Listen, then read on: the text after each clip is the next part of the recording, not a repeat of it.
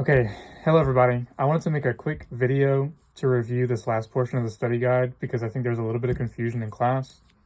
So when you're analyzing a piece, well, the first thing is that when you're doing this specifically, there's only 7 chords that I want you to analyze, and I show you exactly where to do those in these specific spots. So it's going to be like this on the test too, where you'll have about 7 or 8 sections vertically that you need to identify. They'll always be on the same beat.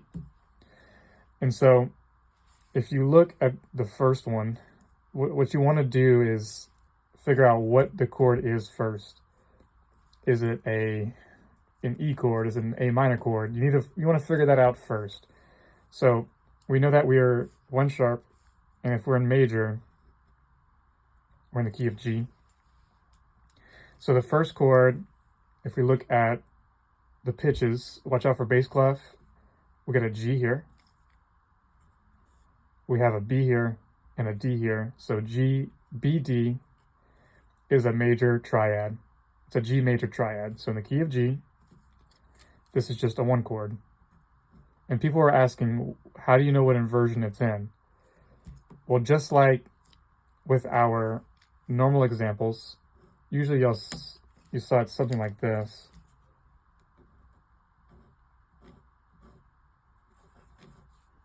Okay, you'd have examples where they were all together. Like this would be a root position triad. Well, this is still root position because, well, what is your root note in a G chord? It's G. And what's in the bass? G is in the bass.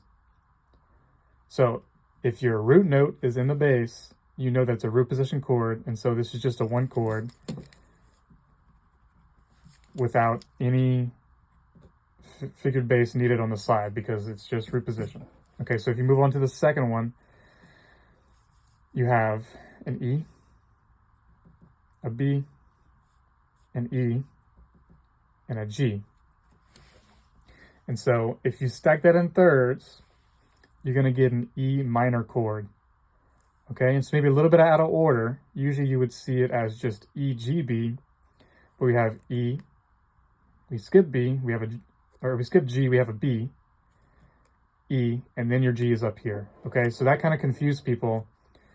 So even though these are a little bit out of order, what matters is what's in the bass. So we know it's an E minor chord. So the key of G, that would be, well, G, A, B, C, D, E. So it's a 6 chord, and we said it's minor, so lowercase 6. And then, if you look at the bass, E is in the bass. E is the root note, so it's still just a root position chord. Okay? And so again, when we go to this next one on the fermata, we have G, B, D, and G. So the root is doubled, but again, it's a G major chord, and G is in the bass. So if the root note is in the bass, no matter what goes on up here, you have a root position chord. And so G is, again, just 1. Okay, and if you kept going, so we have D's here, D, F, and A. So D, F sharp A, sorry. Excuse me. D, F sharp A is a D major triad. In the key of G, you have G, A, B, C, D. So it's the 5 chord. And it is in root position. The root note is in the bass. Okay, if you keep going, this next chord right here, we have D, D again, G, and B. If you stack that into thirds, you would get G, B, and D. So it's a G major triad. It's a 1 chord. Okay, but as you can see, G, the root note, is not in the bass. D is in the bass, and D is the 5th, right? So if you just stack this normally, a G major triad would look like this in root.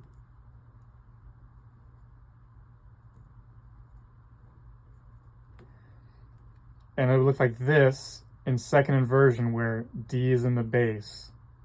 This is second inversion. D is in the bass here, so you're in second inversion. We write the 6/4.